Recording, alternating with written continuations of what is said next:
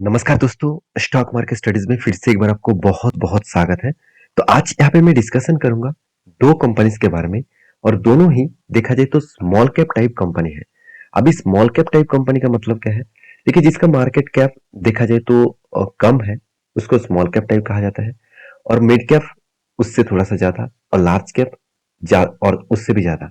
तो ये जो परसेंटेज है, वो किस तरीके से कैटेगरीज़ में है, उसके ऊपर मैं एक डिटेल्स वीडियो बना के दिया हूँ। तो जाकर वो वीडियो देख सकते हैं। तो यहाँ पे मैं आज बात करूंगा वो ऐसे 2 कंपनीज के बारे में जो कंपनी आज दिखाए तो स्मॉल कैप है, वो जल्द से जल्द कुछ दिनों के अंदर अंदर ही वो मिड कैप बनने वाला है। तो तब देखिए एक चीज हमेशा याद रखना, जब कोई स्मॉल कैप कंपनी जब मिड कैप में कन्वर्ट होते हैं, मतलब मिड कैप लेवल में चले जाते हैं, तो उसका ग्रोथ होने का चांसेस और भी बढ़ जाते हैं। और मिड कैप से जब लार्ज कैप बन जाते हैं तो उसका ग्रोथ और भी बढ़ जाते हैं। तो उसी कंपनीज के बारे में बात करूंगा जो कंपनी खुद के अलग लेवल में खुद को रिप्रेजेंट किया और अलग लेवल में खुद को आगे बढ़ रहा है। तो उसी कंपनीज के बारे में बात करूंगा जो कंपनी आज म- मतलब अच्छा खासा डिस्काउंट में आपको दे रहा है, सस्ते दामों में शेयर दे रहा है। उस सस्ते दामों का फायदा आपको उठाना चाहिए। तो इस वीडियो को पूरा लास्ट तक देखिए, मैं सारे पॉइंट्स आपके साथ डिस्कशन करूंगा और इस सारे पॉइंट्स के हिसाब से टोटली मेरे जो वीडियोस होगा वो एजुकेशन पर्पस में होगा। मेरी तरफ से कोई भी बाय एंड सेल का रिकमेंडेशन नहीं है। अगर आपको किसी भी कंपनी के ऊपर काम करना है तो हर चीज को मतलब स्टडी करके ही करना, सारी चीजों को सोच कर और समझ के करना। तो चलो देख लेते हैं एक एक करके दोनों कंपनी के बारे में। सबसे पहले जो कंपनी के बारे में बात करूं उसका नाम है विनती ऑर्गेनिक्स लिमिटेड। तो ये एक केमिकल सेक्टर से बिलोंग करने वाला कंपनी है और देखा जाए तो कंपनी स्पेशलिटी केमिकल्स के ऊपर काम करते हैं। अभी तो इस कंपनी के बारे में जो जो डिस्कशन है मैं आपके साथ करूंगा। सबसे पहले इसका प्रोडक्ट देख लीजिए, अलग अलग कैटेगरीज के प्रोडक्ट है। जैसे स्पेशलिटी जो केमिकल्स है, सारे के सारे इसका जो प्रोडक्ट है वो ज्यादा से ज्यादा स्पेशलिटी केमिकल्स के ऊपर है। जैसे आप देखेंगे तो स्पेशलिटी एरोमेटिक्स, उसके साथ साथ स्पेशलिटी मोनोमर्स, उसके साथ साथ आप देखेंगे तो ब्यूटी जो प्रोडक्ट्स है उसके ऊपर भी कंपनी काम करते हैं। स्पेशलिटी जो प्रोडक्ट्स है उसके ऊपर भी काम करते हैं। जो मेडिसिन प्रोडक्ट्स है उसके ऊपर भी काम करते हैं। उसके साथ मिसलिनियस जो पॉलीमर्स है उसके ऊपर भी काम कर रहे हैं। साथ ही साथ आप देखेंगे तो एंटी ऑक्सीडेंट जो है उस प्रोडक्ट भी कंपनी बनाते हैं। साथ ही साथ आप देखेंगे तो इनऑर्गेनिक केमिकल्स भी कंपनी बना रहा है। तो अलग अलग कैटेगरीज प्रोडक्ट के ऊपर है, जो प्रोडक्ट का डिमांड हमेशा है और हमेशा रहेंगे। तो डिमांड देखिए आज देखा है तो स्पेशलिटी केमिकल्स का जो डिमांड है वो थोड़ा सा घट चुके हैं। इसके पीछे दो कारण से मैं पहले ही बोल चुका हूँ कि जो प्रोडक्ट इंडिया यूरोप कंट्रीज में बेचते हैं वो यूरोप कंट्रीज में, यूरोप जर्मन इस तरीके से कंट्रीज में बेचा जाता है। उस जगह पे प्रोडक्ट का डिमांड कम हुआ है। क्यों? क्योंकि चाइना ने क्या किया, चाइना के इतने ज्यादा प्रोडक्शन हो गया, उस प्रोडक्शन को वो डिस्काउंट प्राइस में बेच रहा है और वो भी कहाँ पे, यूरोप कंट्रीज में। तो देखिए डिस्काउंट प्राइस में अगर कोई बेचे सेम टू सेम प्रोडक्ट तो सबसे पहले उसी का प्रोडक्ट खरीदारी करना चाहेंगे। तो इसीलिए इंडियन जितने सारे केमिकल सेक्टर है, जितने सारे स्पेशलिटी केमिकल सेक्टर है, वो सारे कंपनीज के ऊपर अभी प्रेशराइज है। तो ये प्रेशराइज हमेशा नहीं रहेगा, आज नहीं तो कल वो फिर से रिवर्सल करेंगे और अच्छा खासा काम करेंगे। तो तब इस कंपनी का अच्छा खासा ग्रोथ भी होगा और अच्छा खासा जर्नी भी दिखेगा। तो कंपनी की जो खासियत है उसके बारे में बात करूं तो टोटल 800 से भी ज्यादा एम्प्लॉइज है और 104 से भी ज्यादा क्लाइंट्स भी है और 35 कंट्रीज के ऊपर कंपनी बिजनेस करते हैं। तो इसका सोचिए यहाँ पे कितना बड़ा इम्पैक्ट कंपनी को मिलता है। तो कंपनी के देखिए, कंपनी अलग अलग अवार्ड भी जीत चुके हैं और कंपनी का 3+ रिसेट एक्सपीरियंस भी है और साथ ही साथ कंपनी मतलब 2 state of the art manufacturing factories भी है।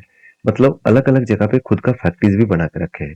तो बिजनेस मॉडल्स के हिसाब से कंपनी का बिजनेस बहुत स्ट्रांग है और मेरे हिसाब से इस केमिकल सेक्टर के प्राइस अभी आपको डिस्काउंट में दे रहा है। तो इसका फायदा आपको उठाना चाहिए, मतलब सोच समझ कर उठाना चाहिए, सारी चीजों को डेटा को चेकआउट करके उठाना चाहिए। तो मैं इस कंपनी के ऊपर बुलिश हूँ इसीलिए क्योंकि कुछ परफॉर्मेंस आपको दिखा दूं और भी आपको क्लियर हो जाएगा। जैसे कंपनी का देखिए मार्केट कैप कितना है, 18,000 करोड़। एक स्मॉल कैप टाइप कंपनी है और कंपनी के देखिए आर ओ बेस्ड है, इनकम भी बहुत शानदार है, जीरो डेप्ट कंपनी है, 1 रुपया भी कर्जा नहीं लेके रखा। इस कंपनी के लिए बेस्ट खासियत पॉइंट है। और कंपनी के प्रोमोटर के पास होल्डिंग्स भी अच्छा है और फ्री कैश फ्लो भी है। देखिए हाथ में अच्छा खासा कैश भी है और कैश उतना है जितना कंपनी के मतलब इनकम हो रहा है उसके आसपास ही कंपनी के हाथ में कैश है। तो जब कोई कंपनी के हाथ में कैश ज्यादा रहेंगे तो उस कैश को वो रीयूज कर सकते हैं बिजनेस पर्पस में। और मान लेता हूँ कंपनी के पास प्लेजिंग है, तो वो भी कितना, 1% से भी कम। तो मान के चलिए, आपका अगर 1 लाख रुपया लोन के हिसाब से लिया और आपको बोला गया कि आपको 100 रुपीज इंटरेस्ट देना पड़ेगा, क्या आपके लिए प्रॉब्लम्स होगा? बिल्कुल नहीं ना। उसी तरीके से प्रोमोटर के पास जो होल्डिंग्स है उनमें से सिर्फ 1% का होल्डिंग्स यहाँ पे प्लेजिंग रखा गया है, तो उतना ज्यादा फर्क कंपनी को नहीं पड़ने वाले। तो बाकी देखिए, इंटरेस्ट कवरेज बेस्ट लेवल में है, EBITDA मार्जिन भी बहुत शानदार है, आरओसी जो 3 साल में एवरेज है वो भी बेस्ट लेवल में है, रिटर्न ऑफ एसेट भी ठीक ठाक है। हाँ, वीकनेस कहाँ पे है वो देखिए, कंपनी का मार्केट कैप टू सेल्स। अभी मार्केट कैप टू सेल्स का मतलब क्या है? देखिए, कंपनी को खुद को 1 रुपया कमाने के लिए कितना इन्वेस्टमेंट करना पड़ रहा है। 1 रुपया कमाने के लिए 9 रुपीज से भी ज्यादा इन्वेस्टमेंट करना पड़ रहा है।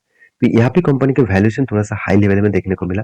और पैग रेशियो के बारे में बात करूँ तो कंपनी का 1.65 के आसपास है। इसका मतलब पैग रेशियो ये बता रहा है कि हमेशा 1% के नीचे होना चाहिए। यहाँ पे 1.65 है, इसका मतलब थोड़ा सा पैग रेशियो हाई है। तो बाकी देखिए, क्विक रेशियो तो ठीक है, प्राइस टू बुक वैल्यू भी चलो ठीक ठाक ही है। तो मतलब sorry, price to book value ठीक नहीं है, कंपनी 8 टाइम्स ऊपर ट्रेड कर रहा है, तो बुक वैल्यू के बहुत हाई लेवल में ट्रेड हो रहा है। तो कंपनी का जो क्वार्टरली रिजल्ट है उसको देखेंगे तो कंपनी कंटिन्यूसली देखिए सेल्स को अलग लेवल में इंक्रीज किया। और इस बार ही कंपनी का सेल्स डाउन हुआ क्योंकि मैं पहले ही बोल चुका हूँ, स्पेशलिटी केमिकल्स प्रोडक्ट का डिमांड मार्केट में कम हुआ है, जिसके चलते कंपनी का सेल्स कम दिखेगा। एक्सपेंस को भी कंट्रोल करने के बाद कंपनी का नेट प्रॉफिट भी हुआ, मगर पिछले सालों की तुलना से कम हुआ।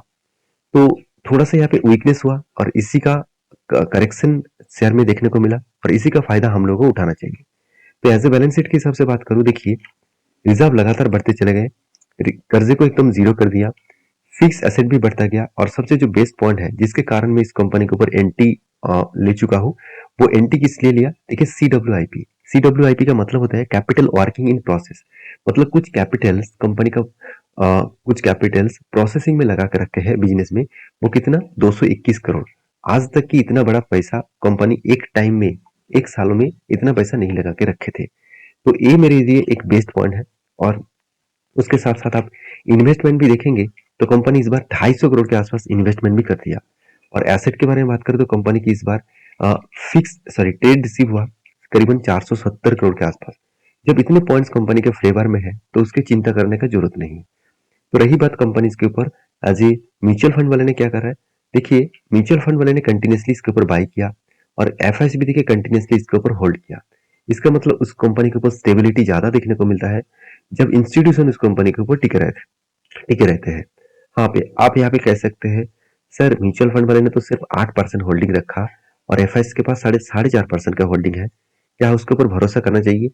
देखिए, कंपनी अभी भी छोटा है, शायद इसीलिए उन्होंने उतना निवेश नहीं किया। ये मानता हूं मैं, कंपनी के ऊपर कंटिन्यूसली बाइंग हो रहा है तो मतलब कुछ ना कुछ तो पॉजिटिविटी हो सकते हैं। देखिए, सब कुछ आपको प्रेडिक्शन करके ही चलना पड़ेगा। अगर इसी कंपनी के मैं चार्ट पैटर्न्स के बारे में बात करूं तो कोविड के टाइम में इस कंपनी का प्राइस कहाँ पे था और आज कहाँ पे आप देख सकते हैं। कोविड के टाइम से टॉप लेवल तक देखूं तो ऑलमोस्ट कंपनी 250% के आसपास रिटर्न दे रही है।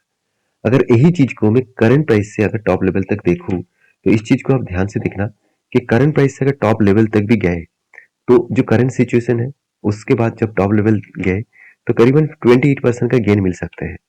तो एक अच्छा खासा डिस्काउंट में कंपनी यहाँ भी शेयर दे रहा है। अगर मैं टॉप लेवल से डाउन लेवल तक देखूं तो ऑलमोस्ट ऑलमोस्ट 20% के आसपास डिस्काउंट में कंपनी दे रहा है। तो इसका फायदा मेरे हिसाब से आपको सोच समझ कर उठाना चाहिए। बाकी आप समझदार हैं, समझदारी से जरूर काम लीजिएगा। तो मैं तो इस कंपनी के ऊपर बुलिश हूँ, उस हिसाब से जरूर काम करूंगा। नेक्स्ट जो कंपनी उसके बारे में बात करूँ उसका नाम है गुजरात फ्लोरोकेमिकल्स लिमिटेड। तो गुजरात फ्लोरोकेमिकल्स लिमिटेड जो है, ये भी देखा जाए तो एक स्पेशलिटी केमिकल्स इंडस्ट्री से बिलोंग करते हैं। और इस कंपनी के ऊपर भी अगर मैं कंपटीटर के बारे में बात करूं तो गुजरात फ्लोरोकेमिकल्स जो है वो इंडिया के टॉप 5 कंपनी के रैंकिंग में आ चुके हैं, क्योंकि इसका मार्केट कैप कितना है, 32,000 करोड़ के आसपास। तो इस company almost mid cap company बन चुके हैं, ऑलमोस्ट बोला जाए।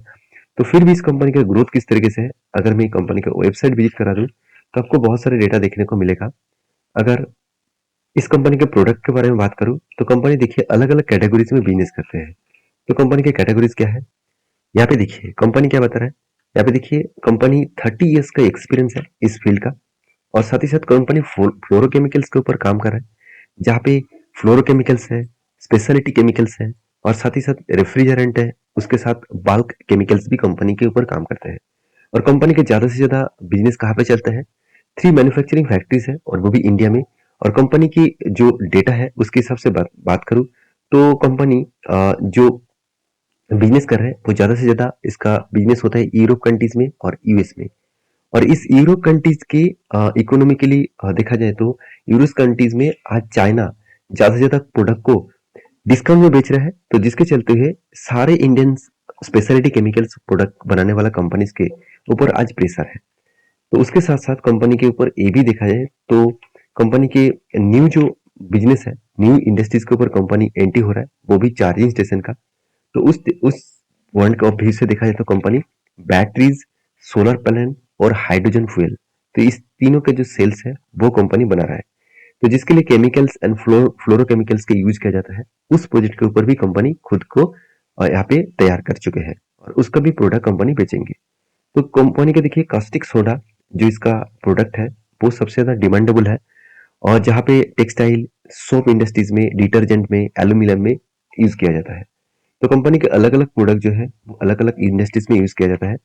जैसे देखिए सीटीसी जो प्लास्टिक जो प्लास्टिक इंडस्ट्रीज है, सॉरी पेस्टिसाइड जो इंडस्ट्रीज है, एग्रोकेमिकल्स जो प्रोडक्ट है, उसके साथ साथ प्लास्टिक्स, उसके साथ साथ जो रेसेंस है उसके ऊपर कंपनी का प्रोडक्ट लगते हैं। तो कंपनी के जो प्रोडक्ट है वो हर जगह पे हर अलग अलग कैटेगरीज में यूज किया जाता है। अभी कंपनी के फाइनेंशियल डिटेल्स के बारे में बात करूं तो कंपनी देखिए 32,000 करोड़ के आसपास मार्केट कैप है और कंपनी के पी रेशियो एकदम रीजनेबल में है और ठीक ठाक है। उसके साथ साथ आरओसी आरओई बेस्ड है और देखा जाए तो डेट फ्री कंपनी है। इनकम भी बहुत शानदार है और प्रोमोटर के पास होल्डिंग 63% के आसपास देखने को मिला। और फ्री कैश फ्लो के बारे में बात करूं तो हाथ में सिर्फ 12 करोड़ है। तो आप कहेंगे सर हाथ में तो पैसा नहीं है। हाँ बिल्कुल, कंपनी क्या कर रहा है, खुद को जो नया बिजनेस है उस बिजनेस को आगे बढ़ाने के लिए खुद के हाथ में जितने पैसे थे उस पैसे को कंपनी बिजनेस के ऊपर री इन्वेस्ट किए। तो इसी के कारण कंपनी के ऊपर एक मतलब बिजनेस में ग्रोथ होगा और उस ग्रोथ के चलते हुए कंपनी को अच्छा खासा प्रॉफिट भी मिलेगा। तो कंपनी के 2 पॉइंट्स मुझे वीकनेस लगेगा और 2 पॉइंट्स मुझे बेस्ट लगा। जैसे आरओसी 3 साल में भी बेस्ट है, इबिटा मार्जिन भी एवरेज के आसपास है, रिटर्न ऑफ एसेट भी एवरेज के आसपास है। और कंपनी के जो वीकनेस पॉइंट है वो क्या है, मार्केट कैप टू सेल्स 1 रुपया कमाने के लिए कंपनी को 6 रुपीज के आसपास देना पड़ रहा है। और इंटरेस्ट कवरेज बहुत खराब है, मेरे हिसाब से इंटरेस्ट कवरेज बहुत खराब है, सिर्फ 14 रुपीज के आसपास है। तो यहाँ पे एक वीकनेस देखने को मिला है। अगर यही चीज को मैं क्वार्टरली रिजल्ट के दिखा दूं तो ध्यान से देखना, पिछले बार 1300 करोड़ का सेल्स हुआ था, इस बार 1200 करोड़ का सेल्स हुआ।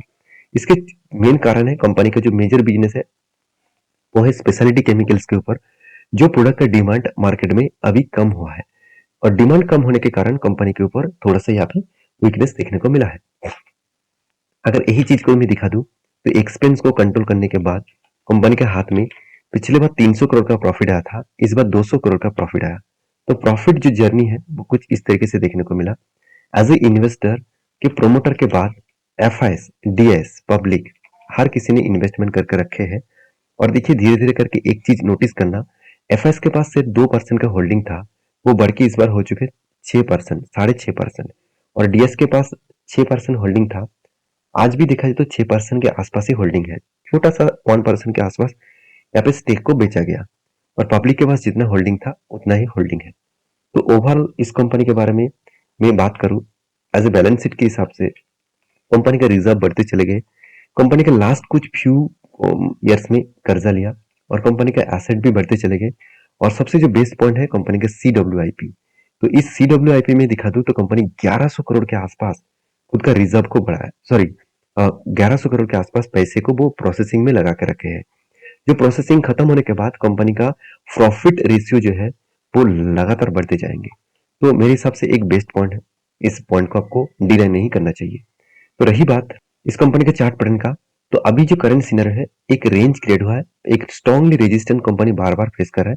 और जिस तरीके से यहाँ पे सपोर्ट को भी मतलब अपर साइड में ब्रेकआउट कर रहे हैं, मतलब यहाँ पे जो सपोर्ट बन रहा है वो हायर लो बन रहा है।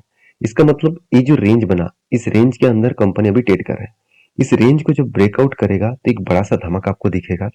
अगर एंटी लेवल से करंट प्राइस से अगर टॉप लेवल तक देखूं तो ऑलमोस्ट 37% के आसपास गेन मिल सकता है। और अभी करेक्शन के हिसाब से देखा जाए तो कंपनी के ऊपर अच्छा खासा गिरावट भी देखने को मिला, करीबन 27% के आसपास। तो मेरे हिसाब से इस कंपनी के ऊपर कुछ सोच समझ कर डिसीजन लेना चाहिए। बाकी आप समझदार हैं, समझदारी से काम लीजिए। मेरा जो एनालिसिस है वो एज ए एजुकेशन पर्पस में आपके साथ शेयर करता हूँ, और जो ट्रेड्स में खुद लेता हूँ उसी ट्रेड्स में आपके साथ शेयर कर रहा हूँ। तो आपको अगर किसी भी कंपनी के ऊपर काम करना है तो प्लीज रिसर्च करके, स्टडी करके ही काम करना। मेरे कहने पे कुछ भी काम मत करिएगा, मेरे कहने से सिर्फ सीखिएगा। तो वीडियो अगर अच्छा लगे तो प्लीज दोस्तों के साथ शेयर करिए, चैनल को सब्सक्राइब भी करिए। मिलते हैं नेक्स्ट वीडियो में, तब तक के लिए अच्छे से रहिए, अपने ख्याल रखिए। धन्यवाद।